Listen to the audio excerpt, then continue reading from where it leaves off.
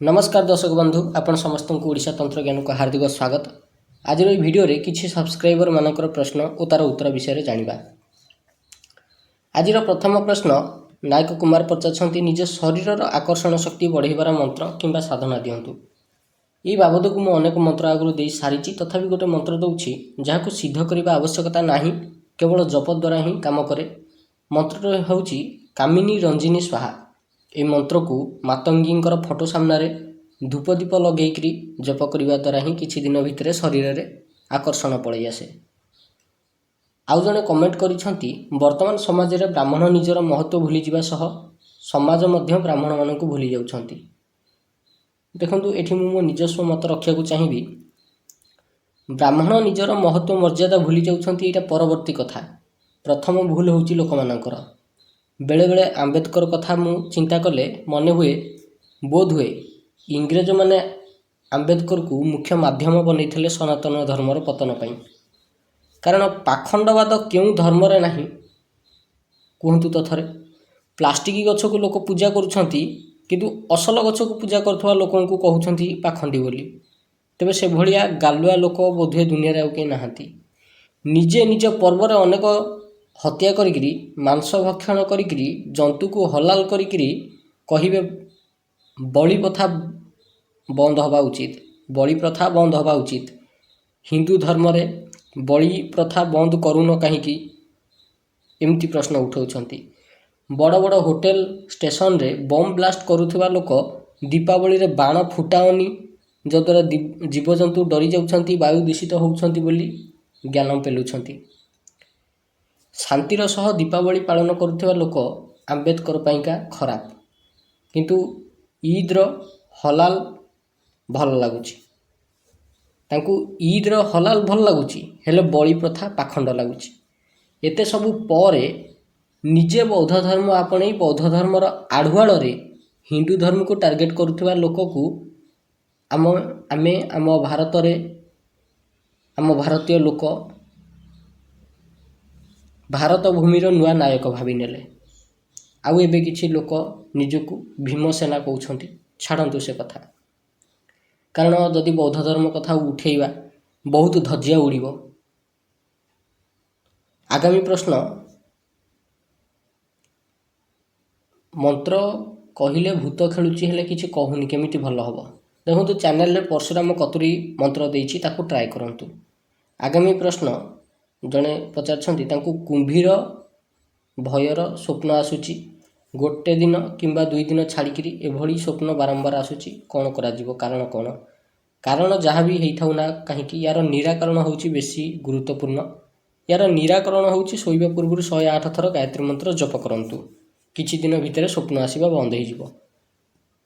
आगामी प्रश्न, शिवं को केमिति गुरु करा जीवो कहंतु।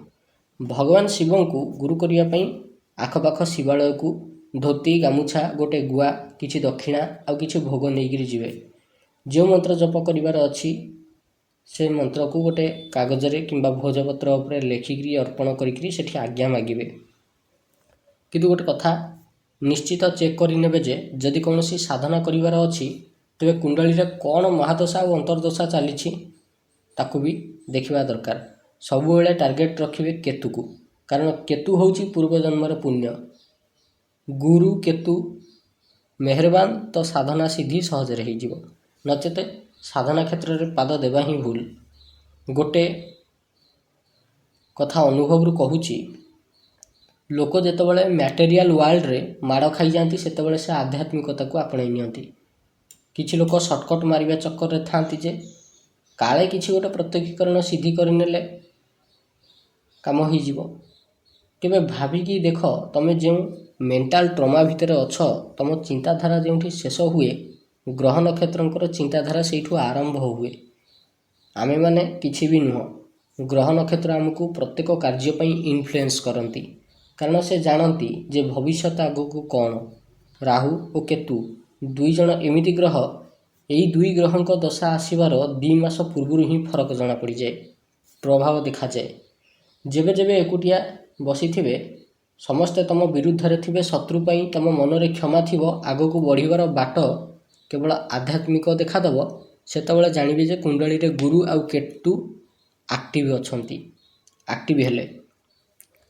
ଆଉ ଯେବେ ଲାଗିବ ଯେ ପ୍ରତିଶୋଧ ନେବା ଉଚିତ, ପ୍ରତିଶୋଧ ଏମିତି ହେବା ଉଚିତ ଯେ ଶତ୍ରୁପକ୍ଷ ପୂର୍ଣ୍ଣତଃ ମାଟିରେ ମିଶିଯିବ, ସେଦିନ ଜାଣିବେ କ୍ରୂର ଗ୍ରହ କୁଣ୍ଡଳୀରେ ଆକ୍ଟିଭ ହେଇଛନ୍ତି।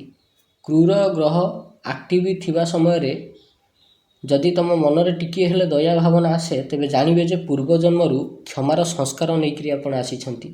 ଆଉ ସେ କ୍ଷମା ଦେବତ୍ୱ ଦେଇପାରେ, ଅର୍ଥାତ୍ ମଣିଷକୁ ଦେବତୁଲ୍ୟ କରିଦେଇପାରେ। କ୍ଷମା ଗୋଟେ ଗୁଣ ସମସ୍ତଙ୍କ ଭିତରେ ନଥାଏ। କୁହାଯାଏ ଯେ କ୍ଷମାଠୁ ବଳିକିରି ବଡ଼ ଦଣ୍ଡ ଆଉ କିଛି ନାହିଁ। ବେପାର ଗୋଟେ ବଡ଼ ରହସ୍ୟ ଅଛି। ଗ୍ରହ ନକ୍ଷତ୍ର ହେଉଛନ୍ତି ଦେବତା, ସେମାନଙ୍କ ଭିତରେ ଦେବଗୁଣ ରହିଛି। ପ୍ରତ୍ୟେକ ଜୀବକୁ ଗ୍ରହ ନକ୍ଷତ୍ର ଦେବତ୍ୱ ପ୍ରଦାନ କରିବାକୁ ଚାହାନ୍ତି। ସେ ଚାହାନ୍ତି ଯେ ଦୁନିଆରେ ଶାନ୍ତି ସ୍ଥାପିତ ହେଉ, ସମସ୍ତେ କ୍ଷମାର ମାର୍ଗ ଆପଣେଇ ନିଅନ୍ତୁ। ହେଲେ ଏମିତି ହେଇପାରେନି, ଯେଉଁଥିପାଇଁ ବାଧ୍ୟ ହେଇ ସେମାନେ ଦଣ୍ଡ ଦେବାକୁ ଲାଗନ୍ତି। ଯେବେ ଯେବେ ନିଜ ଧୈର୍ଯ୍ୟର ସୀମା ପାର ହେବ, ମନେ ରଖିବେ ସର୍ବଦୁଷ୍ଟ ଗ୍ରହ ବନ୍ଧନ ଯନ୍ତ୍ର ପ୍ରୟୋଗ କରିବାକୁ ହେବ। ଆଗାମୀ ପ୍ରଶ୍ନ, ଡାହାଣୀ ଆଉ ଡାକିନୀ ଉଭୟ ଏକ କି? ଏହାର ଉତ୍ତର ହେଉଛି ନା, ଏକ ନୁହେଁ। କେମିତି? ଡାକିନୀ ବିଦ୍ୟା ଦୁଇଟି ମହାବିଦ୍ୟାଙ୍କ ଦ୍ୱାରା ସିଦ୍ଧ ହୁଏ। ଜଣେ ହେଲେ ଛିନ୍ନମସ୍ତା, ଅନ୍ୟ ଜଣେ ହେଲେ ଧୂମାବତୀ। ତେଣୁ ଛିନ୍ନମସ୍ତାଙ୍କର ଅନ୍ୟ ନାମ ବଜ୍ର ବୈରୋଚନୀ। ଯଦିଓ ଆଜିର ସମୟରେ ଧୂମାବତୀ ମହାବିଦ୍ୟା ମାଧ୍ୟମରେ ଡାକିନୀ ବିଦ୍ୟା ସିଦ୍ଧ କରିବାର ଯେଉଁ ତନ୍ତ୍ର, ତାହା ଲୁପ୍ତ ହୋଇଯାଇଛି, ଯାହା କେବଳ ବାକି ରହିଯାଇଛି ଛିନ୍ନମସ୍ତା ମହାବିଦ୍ୟା ଦ୍ୱାରା। ଅଧିକାଂଶ ବ୍ରାହ୍ମଣ ଘରର ନାରୀ ଯେଉଁମାନଙ୍କର ସ୍ୱାମୀ ମରିଯାଉଥିଲେ, ସେମାନେ ଧୂମାବତୀ ମହାବିଦ୍ୟାକୁ ବ୍ୟବହାର କରିକିରି ଡାକିନୀ ବିଦ୍ୟା ସାଧନା କରୁଥିଲେ। କିନ୍ତୁ ଧୀରେ ଧୀରେ ଦେଖିବାକୁ ମିଳିଲା ଯେ ଛିନ୍ନମସ୍ତା ମହାବିଦ୍ୟା ଦ୍ୱାରା ଡାକିନୀ ବିଦ୍ୟା ସାଧିଲେ ସେମାନଙ୍କର ସ୍ୱାମୀଙ୍କର ଆୟୁଷ ବୃଦ୍ଧି ହେଉଛି ଏବଂ ଅନେକ ଅଲୌକିକ ଶକ୍ତି ପ୍ରାପ୍ତି ହେଉଛି। ତେଣୁ ଧୀରେ ଧୀରେ ବ୍ରାହ୍ମଣ ଘରୁ ଏହି ବିଦ୍ୟା ଲୋପ ପାଇବାକୁ ଲାଗିଲା। ଡାକିନୀ ବିଦ୍ୟାର ସବୁଠୁ ଲୋଏଷ୍ଟ ସ୍ତରର ବିଦ୍ୟା ଯାହା, ତାକୁ ହିଁ କୁହାଯାଏ ଡାହାଣୀ ବିଦ୍ୟା। ଡାହାଣୀ ବେଶୀରୁ ବେଶୀ ନିଜ କୁଦୃଷ୍ଟି ଦ୍ୱାରା ନଚେତ ତନ୍ତ୍ର ଦ୍ୱାରା ସମ୍ମୋହିତ କରି ରକ୍ତ ଶୋଷି ନିଅନ୍ତି। ସେମାନେ ରକ୍ତ ଏଥିପାଇଁ ଶୋଷନ୍ତି ଯଦ୍ୱାରା ସେମାନେ ଗୋଟେ ଦୀର୍ଘାୟୁ ଜୀବନ ବଞ୍ଚିପାରିବେ। ଦେଖନ୍ତୁ, ଏଠି ମୁଁ କୌଣସି ଗୋଟିଏ ପର୍ଟିକୁଲାର ଜାତି କି ସମ୍ପ୍ରଦାୟକୁ ଟାର୍ଗେଟ୍ କରୁନି। କେବଳ ଯେ ବ୍ରାହ୍ମଣ ଘରର ସ୍ତ୍ରୀ ଲୋକ ଡାକିନୀ ବିଦ୍ୟା ଶିଖୁଥିଲେ ତାହା ନୁହେଁ, ଶୂଦ୍ର ଘରର ସ୍ତ୍ରୀ ଲୋକ ମଧ୍ୟ ଶିଖୁଥିଲେ। କଣ୍ଡରା, ଶବର, ହାଡ଼ି, ଧୋବା, ଡମ, ପାଣ, ବିରହର, ହୋ, ମାଙ୍କଡ଼ିଆ, ନାଗା ଆଦି ଯେଉଁ ଜାତି ବା ସମ୍ପ୍ରଦାୟ ରହିଲେ, ଏମାନେ ବି ଶିଖୁଥିଲେ। ୟାଙ୍କ ବାଦେ ଆହୁରି ଅନେକ ସମ୍ପ୍ରଦାୟ ଜାତି ଅଛନ୍ତି ଯେଉଁମାନେ ଶିଖୁଥିଲେ। ଆଉ ସବୁଠୁ ଇମ୍ପୋର୍ଟାଣ୍ଟ କଥା, ଯଦି ବ୍ରାହ୍ମଣ କୂଳରେ କାହାର କିଛି ସୁବିଧା ହେଉଥିଲା, ଦୃଷ୍ଟି ଲାଗୁଥିଲା, ତେବେ ସେମାନେ ତ ଶୂଦ୍ରମାନଙ୍କ ଘରକୁ ଯାଇପାରୁନଥିଲେ। ତେଣୁ ବ୍ରାହ୍ମଣୀ ଡାକିନୀ ପାଖକୁ ଯାଉଥିଲେ, ସେମାନେ ଝାଡ଼ ଫୁଙ୍କ କରିଦେଉଥିଲେ। ନଚେତ ଏଭଳି କିଛି ଟୋଟକା ଥିଲା ତାଙ୍କ ପାଖରେ ଯାହାର ପ୍ରୟୋଗ କରିବା ମାତ୍ରେ ସାଂଘାତିକରୁ ସାଂଘାତିକ ତନ୍ତ୍ର ଅଳ୍ପ କିଛି ସମୟ ଭିତରେ ହିଁ କଟିଯାଉଥିଲା। ସେମିତି ଯେଉଁ ସମ୍ପ୍ରଦାୟର ଲୋକ ବା ଜାତିର ଲୋକ ଶିଖୁଥିଲେ, ସେମାନେ ତାଙ୍କ ଜାତି ଲୋକଙ୍କୁ ଭଲ କରୁଥିଲେ। ହେଲେ ସମୟ ବଦଳିବା ସହ ଲୋକ ବଦଳିଲେ। ପ୍ରଥମେ ଲୋକ ସଂଖ୍ୟା କମ୍ ଥିଲା ଆଉ ଭୂମି ଅଧିକ ଥିଲା, ଏଣୁ ସେମାନେ ଚାଷବାସ କରି ଚଳୁଥିଲେ। ସମସ୍ତେ ସମସ୍ତଙ୍କର ଉପକାର କରୁଥିଲେ। ହେଲେ ଯେବେ ଲୋକ ସଂଖ୍ୟା ବଢ଼ିଲା, ଭୂମି ସଂଖ୍ୟା କମିଲା, ଯାହାର ଫଳରେ ଛୋଟ ଗାଁ ବଡ଼ ଗାଁରେ ପରିଣତ ହେଲା, ବଡ଼ ଗାଁ ସହରରେ ପରିଣତ ହେଲା, ଆଉ ଲୋକ ଲୋଭବଶତଃ ଈର୍ଷାପରାୟଣ ହୋଇଗଲେ, ଯାହାର ଫଳସ୍ୱରୂପ ଡାକିନୀ ବିଦ୍ୟାର ଅପପ୍ରୟୋଗ ହେବାକୁ ଲାଗିଲା। ମନେ ରଖିବେ, ଡାକିନୀ ବିଦ୍ୟା ସିଦ୍ଧ କରିବାକୁ ହେଲେ ପ୍ରଥମେ ଡାହାଣୀ ବିଦ୍ୟା ଶିଖିବାକୁ ପଡ଼େ। ଆଉ ଡାହାଣୀମାନଙ୍କର ଦୁଇଟି ମୁଖ୍ୟ ଅସ୍ତ୍ର ଅଛି, ଗୋଟେ ହାଡ଼ ଆଉ ଗୋଟେ ଧୋବା କାଠ ଗଣ୍ଡି ତାକୁ କହନ୍ତି। ଆଉ ଜଣେ ସବସ୍କ୍ରାଇବରଙ୍କର ପ୍ରଶ୍ନ, ଦୁର୍ଗା ରକ୍ଷା ମନ୍ତ୍ର ଜପ କରୁଥିବା ସମୟରେ ତନ୍ତ୍ରର ପେଷଣ ହେଲେ କ'ଣ ହେବ? କିଛି ହେବନି, ତନ୍ତ୍ର ସେ ସମୟରେ କାମ ହିଁ କରିବନି। କାରଣ ସେତେବେଳେ ସାଧକ ମା ଦୁର୍ଗାଙ୍କର ଅଭୟ ପାଦପଦ୍ମ ତଳେ ଥାଏ। ମା ଦୁର୍ଗା ତାକୁ ଘଣ୍ଟ ଘୋଡ଼େଇକିରି ରଖିଥାନ୍ତି, ତାଙ୍କର ପ୍ରୋଟେକ୍ସନ୍ ଭିତରେ ଥାଏ ସାଧକ। ନେକ୍ସଟ ଆଉ ଜଣେ ସବସ୍କ୍ରାଇବରଙ୍କର ପ୍ରଶ୍ନ, ରତିପ୍ରିୟା ଯକ୍ଷିଣୀ ସାଧନା ସ୍ତ୍ରୀ ଲୋକ କରିପାରିବେ କି? ଉତ୍ତର ହେଉଛି ହଁ, କରିପାରିବେ, କିନ୍ତୁ ଯକ୍ଷିଣୀ ସାଧନା କରିବା ପୂର୍ବରୁ ନିଜ କୁଣ୍ଡଳୀ ଦେଖିବା ଆବଶ୍ୟକ। ବୁଧ କେତୁ ଏକତ୍ର ଦ୍ୟୁତି ଥିଲେ ଯକ୍ଷିଣୀ ସାଧନାରେ ସିଦ୍ଧି ମିଳେ, କିନ୍ତୁ କଣ୍ଡିସନ ଗୋଟେ କି ଏଇ ଦ୍ୟୁତି ପଞ୍ଚମ ଘରେ କିମ୍ବା ଅଷ୍ଟମ ଘରେ ନଚେତ ଲଗ୍ନ ଘରେ ହେଉଥିବା ଆବଶ୍ୟକ। ଅନ୍ୟ କୌଣସି ଘରେ ବୁଧ କେତୁ ଦ୍ୟୁତି ହେଲେ ଯକ୍ଷିଣୀ ସାଧନାରେ ସିଦ୍ଧି ମିଳିବନି। ପ୍ରତ୍ୟେକ ସାଧନା ପାଇଁ ଭିନ୍ନ ଭିନ୍ନ ଗ୍ରହ ନକ୍ଷତ୍ରଙ୍କର ସ୍ଥିତି ଦେଖିବାକୁ ପଡ଼େ। ତା ସହ ବର୍ତ୍ତମାନ ଜନ୍ମରେ କେଉଁ କେଉଁ ସାଧନା କରିଛନ୍ତି ସେ ବିଷୟରେ ବି ଦେଖିବାକୁ ପଡ଼େ। ଧରିନିଅ କୌଣସି ମଣିଷ ଗାୟତ୍ରୀ ସାଧନା ବହୁ ବର୍ଷ ଧରିକିରି କରିଥିବ, ତାକୁ ଯକ୍ଷିଣୀ ଭୂତ ପ୍ରେତ ପିଶାଚିନୀ ଡାକିନୀ ଏସବୁ ସାଧନାରେ ସିଦ୍ଧି ମିଳିବନି।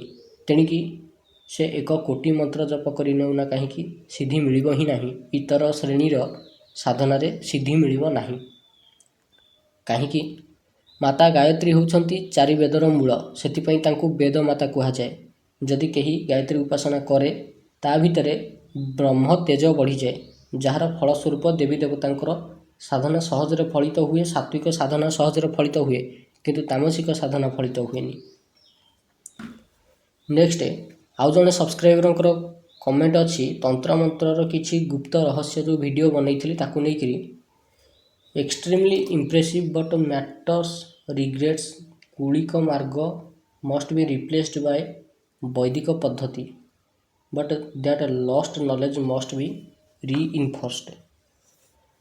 ଦେଖନ୍ତୁ, ଆପଣଙ୍କ କ୍ୱେଶ୍ଚିନ୍ ଆନ୍ସରଟା ମୁଁ ଏଇଆ ଦେବି, the Vedic and tantric paths are not different, it's just that there is a bit of a time gap between the two paths, but my desire is to rediscover the lost tantra vidya, tantric practices and bring it back to the people. I will explore that tantra vidya beyond the history which is lusted, and I will bring that back again. Next question, ଆଉ ଜଣେ subscriber ପ୍ରଶ୍ନ ପଚାରିଛନ୍ତି, ପଞ୍ଚାଙ୍ଗୁଳି ସାଧନା video କରନ୍ତୁ। ହଁ, ନିଶ୍ଚିତ କରିବା। ଏଇଟା ଗୋଟେ ଭଲ ଇଣ୍ଟରେଷ୍ଟିଂ ଜିନିଷ। ଦେଖନ୍ତୁ, ଭବିଷ୍ୟତ ଜାଣିବା ପାଇଁ ଅନେକ ବିଦ୍ୟାର ପ୍ରୟୋଗ ରହିଛି। ତା ଭିତରୁ ଗୋଟେ ହେଉଛି ପାଲମିଷ୍ଟ୍ରି ଅର୍ଥାତ୍ ହସ୍ତରେଖା ବିଚାର। ହସ୍ତରେଖା ବିଚାର ଶିଖୁଥିବା ଲୋକ ଯଦି ପଞ୍ଚାଙ୍ଗୁଳି ସାଧନା କରେ, ତେବେ ତା'ର ପ୍ରେଡିକ୍ସନ୍, ତା'ର ଭବିଷ୍ୟବାଣୀ ବହୁତ ଆକ୍ୟୁରେଟ୍ ହେଇଯାଏ। କିନ୍ତୁ ଅନ୍ୟମାନଙ୍କ ପାଇଁ ଏହି ସାଧନା ବିଶେଷ କିଛି ଫଳ ଦେବନି। ଯଦି ଆପଣ ହସ୍ତରେଖା ବିଦ୍ୟା ଶିଖୁଛନ୍ତି, ତେବେ ପଞ୍ଚାଙ୍ଗୁଳି ସାଧନା କଲେ ଲାଭ ଅଛି। ସାଧାରଣ ଲୋକଙ୍କର ଏଥିରେ ବିଶେଷ ଲାଭ ନାହିଁ, ତଥାପି ଯେତେବେଳେ ସମୟ ହେବ ନିଶ୍ଚିତ ଦେଇଦେବି ଏ ସାଧନା। ଆଉ ଜଣେ ସବସ୍କ୍ରାଇବରଙ୍କର ପ୍ରଶ୍ନ, ଅଘୋରେଶ୍ୱରୀ ଭୈରବୀ ସାଧନା କଲେ ବିଶେଷତଃ କି ଫାଇଦା ମିଳେ? ଧନ ଆକର୍ଷଣ ପାଇଁ ସେ ସାଧନା କରାଯାଏ। ସେ ସାଧନା କଲେ ଇନଷ୍ଟାଣ୍ଟଲି ସପ୍ତାହେ ଭିତରେ ହିଁ କେଉଁଠୁ ନା କେଉଁଠୁ ପଇସା ଆସିବାକୁ ଲାଗେ। ଏମିତିରେ ଏହି ସାଧନା ମୁଁ ବହୁତ କମ୍ ଲୋକଙ୍କୁ ଦେଇଛି, ହାତ ଆଙ୍ଗୁଠିରେ ଗଣି ହେଇଯିବ, ହେଲେ ରେଜଲ୍ଟ ସେମାନେ ଦେଖିକିରି ଚକିତ ହୋଇଯାଇଛନ୍ତି। ଇଏ ଜଣେ ଏମିତି ଦେବୀ, ସାମ୍ନାରେ ପ୍ରତ୍ୟକ୍ଷ ବି ହୁଅନ୍ତି। ଏହି ସାଧନାରେ ଯେଉଁ ଦେବୀ ଅଛନ୍ତି ସେ ବାସ୍ତବରେ ଭୈରବୀ ଆଉ ଯକ୍ଷିଣୀଙ୍କର ମିକ୍ସ ଭର୍ସନ୍।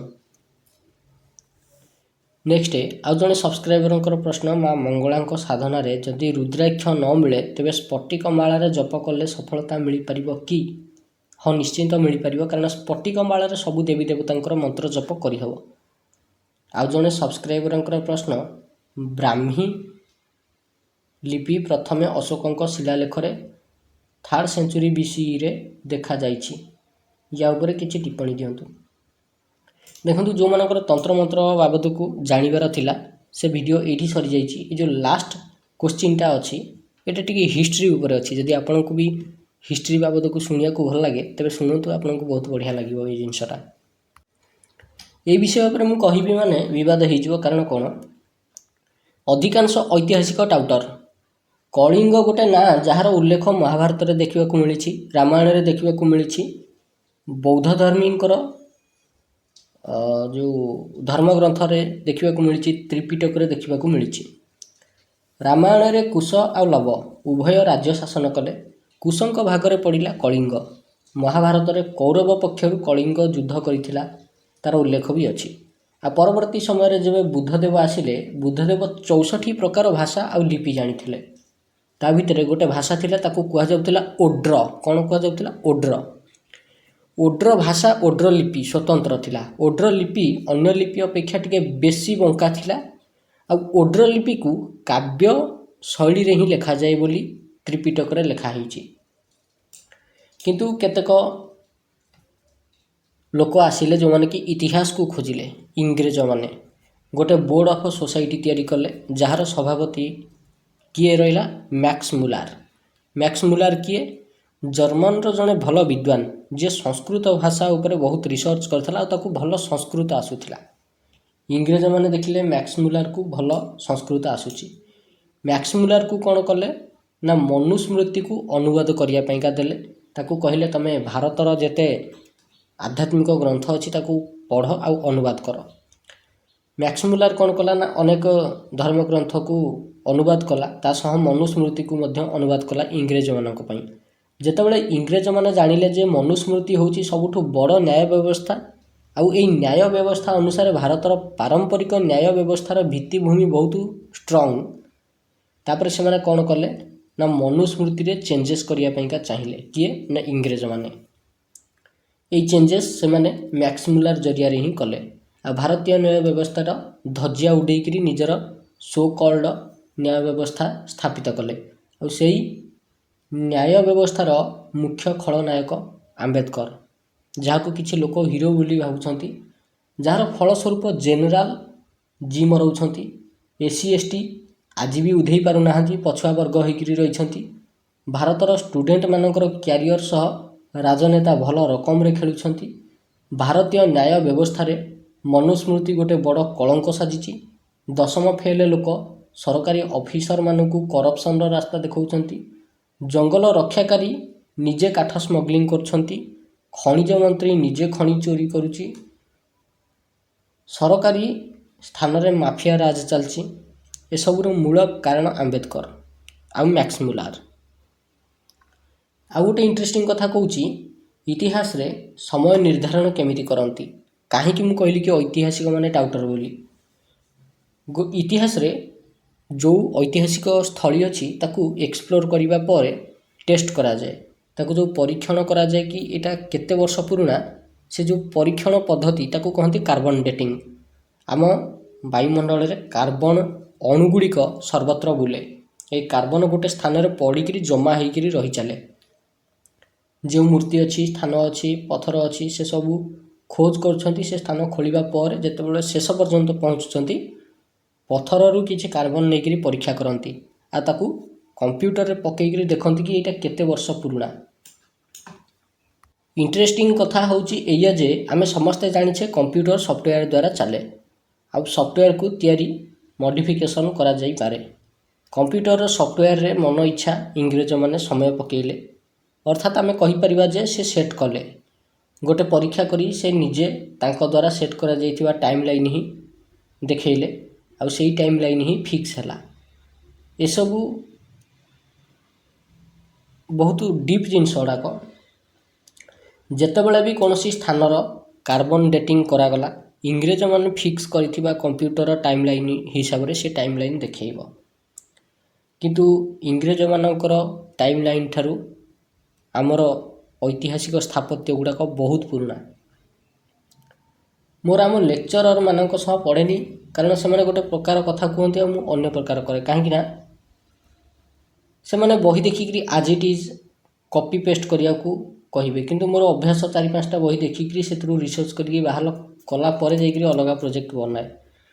छोट बेलू मोर गोटे बद अभ्यास कि जे पर्यंत निजे अनुभव न करछि से पर्यंत अन्य कथा को मानेनी।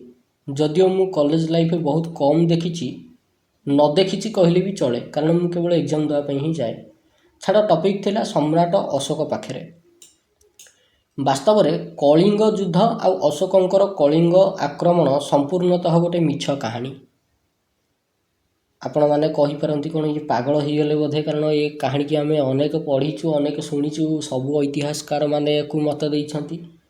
देखंतु ये कहानीर आधार मैक्समुलर ठारू ही आरंभ होइछि। कलिंगर गोटे प्लस पॉइंट होउछि एठी खणी आउ समुद्र अछि, जार फलस्वरूप कलिंगवासी सुनार थाली रे भात खाउथिले, घीरे खाइकिरी क्षीर रे हाथ धोउथिले। कलिंग को केमिति बदनाम करा जीवो ता पईका गोटे भल स्टोरी दरकार थिला। आ मैक्समुलर भल स्टोरी बनई पारे। वर्तमान जो हाथी गुंफा अछि एटा तत्कालीन समयर कलिंगर राजलिपि थिला। एठी अशोकर कौनसी अस्तित्व नहीं कि अशोक केबे कलिंग आक्रमण करि नथिले। ओडियांक सह बंगाली आ बिहारींकर पड़ेनी, केवल सेतिनो तेलेंगांकर भी पड़ेनी ओडियांक सहित।